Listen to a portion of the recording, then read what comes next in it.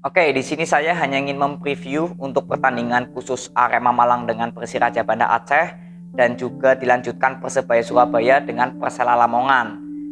Jadi saya hanya ingin memberikan pendapat aja ya atau evaluasi untuk apa yang saya lihat Arema Malang dengan Persebaya Surabaya di 3 pertandingan terakhir lah, boleh dikatakan seperti itu. Dan kita bahas dulu dari Arema Malang dengan Persiraja Banda Aceh yang terlebih dahulu bermain ya, kick off pada pukul 18.15 besok Kamis. Jadi Arema Malang ini sebenarnya yang saya lihat dari 3 pertandingan terakhir saat lawan Persipura Jayapura menang, lalu lawan Persela Lamongan menang, dan lawan Persija Jakarta imbang.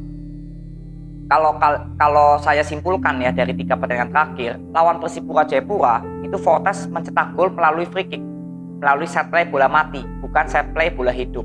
Lalu lawan Persela Lamongan ini juga menit akhir mencetak golnya ya dari Arema Malang, padahal mendominasi lawan Persela Lamongan. Dan kemarin lawan Persija imbang 1-1 ya, Fortes melakukan gol yang cukup baik ya, tendangan saltonya ya.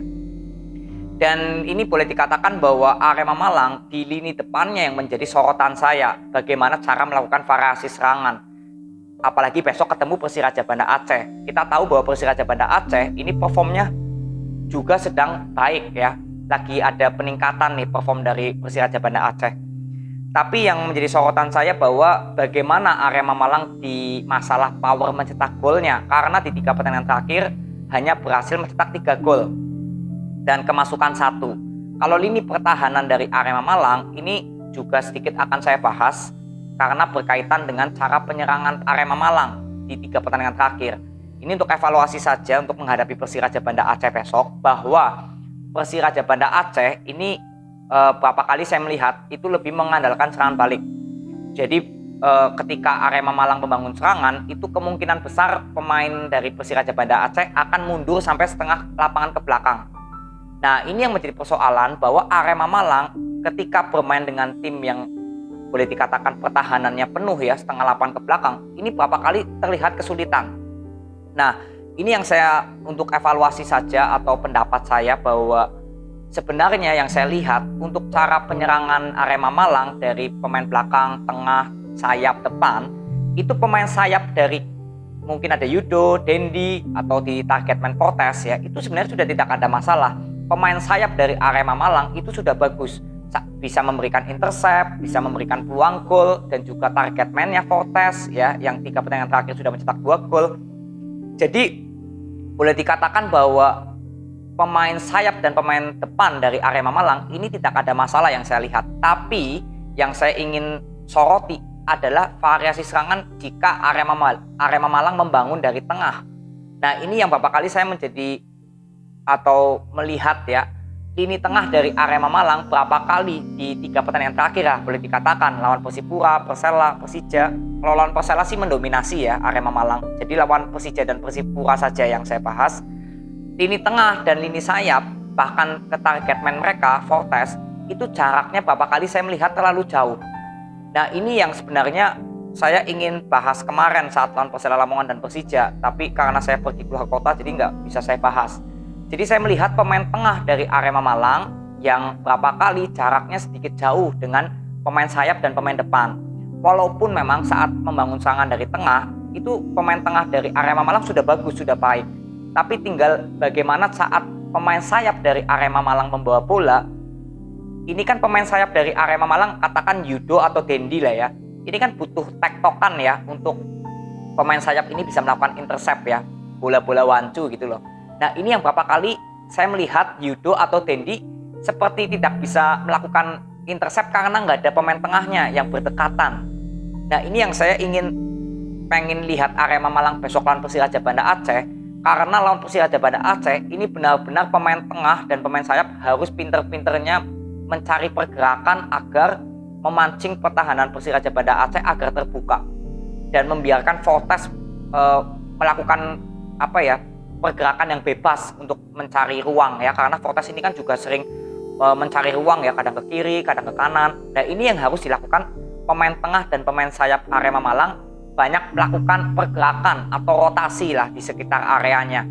Karena ini sangat terlihat besok atau pertandingan kemarin lah ya, itu Arema Malang beberapa kali kalau ketemu tim yang cenderung bertahan atau rapet ya pertahanannya, ini Arema Malang sedikit kesulitan ya. Jadi pemain tengahnya dan pemain sayap saya kira harus pendapat saya harus banyak mencari ruang atau melakukan pergerakan agar memancing pertahanan musuh terbuka dan biarkan Fortes melakukan pergerakan dengan bebas.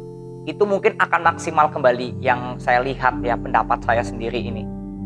Jadi pesan saya bahwa Arema Malang dengan Persiraja Banda Aceh, saya nggak bahas masalah klasemennya walaupun Arema Malang di peringkat atas, lalu Persiraja Banda Aceh masih di zona degradasi. Tapi yang saya ingin lihat adalah bagaimana besok Arema Malang saat membangun serangan. Begitu juga dari pemain belakang ke tengah ke depan. Karena lawan Persija kemarin, ini pemain belakang atau pemain tengah banyak memberikan passing-passing long ball ke pemain sayap. Bukan ke target man mereka yaitu Fortes, tapi ke pemain sayap. Nah ini yang saya lihat nggak efektif dilakukan. Saat kemarin lawan Persija Jakarta itu banyak sekali passing-passing long ball yang saya lihat nggak terlalu efektif. Jadi semoga besok lawan Persiraja Banda Aceh pemain belakang atau pemain tengah bisa lebih sabar lagi memainkan bola possession. Karena jika memang nanti Persiraja Banda Aceh bertahan sampai ke belakang, artinya sangat rapat di setengah lapangan ke belakang, ini harus bermain sabar Arema Malang. Kecuali kalau pemain sayapnya atau pemain tengah memberikan umpan long ball kepada Fortes sebagai target man, itu nggak masalah. Karena Fortes kan juga bisa menerima bola-bola atas ya. Jadi itu nggak masalah. Tapi jangan melakukan long ball dari pemain belakang atau tengah tapi terhadap pemain sayap. Ini yang kemarin lawan Persija Jakarta saya melihat itu beberapa kali nggak efektif yang dilakukan oleh pemain Arema Malang. Jadi review saya untuk lawan Persiraja Banda Aceh, saya hanya ingin memfokuskan besok bagaimana Arema Malang saat membangun serangan. Lini tengahnya terutama yang saya ingin lihat. Karena variasi serangan yang dilakukan oleh Arema Malang ini sudah baik sebenarnya. Tapi ibaratnya gini, percuma kalau kita melakukan bola possession bermain bagus tanpa bisa memenangkan pertandingan gitu ya pepatahnya. Nah ini yang saya ingin lihat besok Arema Malang, semoga bisa memaksimalkan peluang-peluang atau menciptakan peluang yang banyak untuk terjadinya gol. Karena kalau peluang golnya banyak pasti harapan untuk bola itu masuk ke gawang juga tinggi. Nah ini yang semoga besok bisa dimanfaatkan oleh pemain sayap tengah, bahkan mungkin ada Fortes besok di depan. Semoga lebih banyak memberikan peluang gol. Dan pemain tengahnya juga harus banyak melakukan pergerakan dengan pemain sayapnya. Ya, itu preview saya untuk Arema Malang dengan Persiraja Banda Aceh. Jadi nanti saya juga akan mereview juga pertandingan Arema Malang besok karena saya sedang mengikuti Arema Malang. Kita tahu bahwa persaingan di papan atas sudah semakin singkat ya waktunya. Jadi saya sudah semakin mengikuti lagi untuk tim-tim di segmen papan atas gimana cara bermainnya, strateginya. Jadi besok kita ketemu lagi di review Arema Malang dengan Persiraja Banda Aceh. Lanjut kita ke Persebaya Surabaya dengan Persela Lamongan yang akan bermain pukul 20.45. Di sini saya hanya ingin melihat bahwa Persebaya Surabaya saat kalah kemarin 0-2 lawan Persipura Jayapura, tidak adanya Bruno dan Marukawa itu benar-benar terlihat berpengaruh banget. Tidak adanya dua pemain ini. Dan juga lawan PSIS Semarang imbang 0-0. Ini juga boleh dikatakan Persebaya Surabaya memang ada Bruno dan Marukawa, tapi pemain cadangannya minim, hanya 4 dan tidak melakukan pergantian pemain. Lalu lawan PSIS Sleman menang 1-0 ya. Tapi yang saya ingin fokuskan bahwa Persebaya Surabaya untuk previewnya ya lawan Persela Lamongan, ini saya bilang ada momen yang sedang berat untuk Persebaya Surabaya karena banyak pemain yang mungkin kecapean, cedera, atau ada yang sakit ya. Ini yang menjadi sorotan saya nih untuk besok Persebaya Surabaya dan Persela Lamongan. Saya tidak terlalu banyak membahas cara permainannya karena untuk Persebaya Surabaya kalau bermain full tim lah contohnya seperti mungkin Samsul Arif, Bruno, Marukawa itu sudah terlihat baik ya. Saya nggak perlu banyak mengomentari lah cara permainan dari Persebaya Surabaya saat melakukan penyerangan. Tapi dengan bench atau pemain cadangan dari Persebaya Surabaya juga harus ada yang minimal ya pemain yang cukup berpengalaman yang sering diturunkan oleh Coach Aji juga. Nah ini yang menjadi sorotan saya bahwa di pertandingan besok lawan Persela Lamongan saya ingin melihat apakah Marukawa Bruno bisa bermain, lalu di pemain cadangan dari Persebaya Surabaya juga yang dibawa minimal ada yang sudah berpengalaman biasa bermain bareng ya di full timnya Persebaya Surabaya. Ini yang sebenarnya menjadi sorotan saya di pertandingan besok lawan Persela Lamongan. Walaupun memang Persela Lamongan sekarang juga lagi dalam tren yang performnya kurang baik ya, di 14 pertandingan tanpa menang nih Persela Lamongan. Tapi yang saya ingin fokuskan adalah bagaimana nanti Persebaya Surabaya memanfaatkan pemain yang ada untuk berhadapan dengan Persela Lamongan. Karena berapa kali saya melihat contoh lawan Persipura Jayapura dan PSIS Semarang, ini dua pertandingan yang boleh dikatakan lawan PSIS Semarang tadi ya, ini Marukawa Bruno Samsul Arif main, tapi pemain cadangannya minim. Tapi lalu lawan Persipura Jayapura, walaupun banyak membawa pemain cadangan ya, tapi kalau dikatakan itu pemain-pemain dari U21-nya ya kalau nggak salah. Pokoknya pemain mudanya Persebaya Surabaya ya kalau nggak salah ya, koreksi saya. Tapi Bruno dan Marukawa nggak bermain.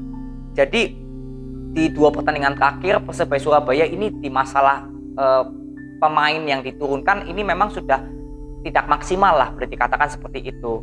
Jadi yang saya ingin soroti besok lawan Persela Lamongan, Persebaya Surabaya, apakah akan bisa menurunkan pemain seperti Bruno Marukawa kembali atau enggak, itu yang menjadi pertanyaan. Tapi misalkan memang Marukawa dan Bruno tidak dapat bermain dan hanya menyisakan Samsul Arif saja ya contohnya sebagai target man, itu kemarin Persipura Jayapura sebenarnya sudah bermain baik di babak pertama dan babak kedua sampai menit 60. Tapi yaitu faktor stamina di babak kedua tentunya di menit 60 ke atas. Nah ini yang pemain Persebaya Surabaya banyak yang kelelahan. Walaupun memang banyak pergantian pemain, tapi ya itu juga tidak berubah ya, tidak berubah hasil atau cara permainan dari Persebaya Surabaya.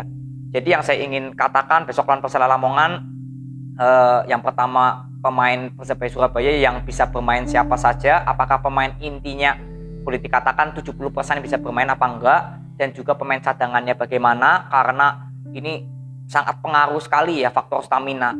Walaupun Persebaya memang boleh dikatakan ya diunggulkan lah ya karena kan di segmen papan atas, tapi ya kita tergantung juga dengan pemain yang diturunkan dari Persebaya Surabaya besok bagaimana ya. Ini yang menjadi preview saya untuk masalah pemain dari Persebaya Surabaya, karena secara penyerangan, secara pertahanan untuk Persebaya Surabaya saya sudah melihat pertandingannya di 5 pertandingan terakhir lah katakan ya, itu sudah bagus semua.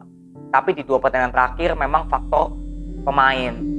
Jadi ya kita lihat besok Persebaya Surabaya semoga bisa kembali lagi melanjutkan tren positif setelah 2 pertandingan terakhir belum memperoleh kemenangan ya, 1 hasil kalah dan 1 hasil imbang, dan 3 pertandingan terakhir hanya mencetak 1 gol saja, yaitu saat lawan PSS Sleman. Jadi ini momen yang saya tahu cukup berat untuk Persebaya Surabaya, tapi semoga ini bisa menjadikan lebih kuat sembari menunggu jawaban bagaimana nanti PSSI akan, apakah sudah apa belum, saya belum membaca beritanya ya, apakah sudah memberi jawaban kepada manajemen Persebaya Surabaya. Tapi yang saya ingin katakan, Persebaya harus tetap semangat, semoga di balik masalah pemain yang banyak tidak bisa bermain ya karena dipanggil timnas, cedera atau sakit, semoga ada hikmahnya untuk Persebaya Surabaya. Jadi ini bagaimanapun juga harus bermain lawan Persela Lamongan. Jadi kita nggak boleh mundur, tetap semangat, wani. Semoga Persebaya Surabaya bisa mendapatkan hasil yang positif lawan Persela Lamongan besok ini. Jadi itu aja preview yang saya bisa berikan untuk Persebaya Surabaya dengan Persela Lamongan. Nanti saya coba buat reviewnya, jika memang menarik ya pertandingan strateginya akan saya buat reviewnya. Itu aja, terima kasih yang sudah nonton hingga akhir, respect buat kalian. Nanti kita ketemu di review atau prediksi skor untuk Arema Malang dan Persebaya Surabaya. See you.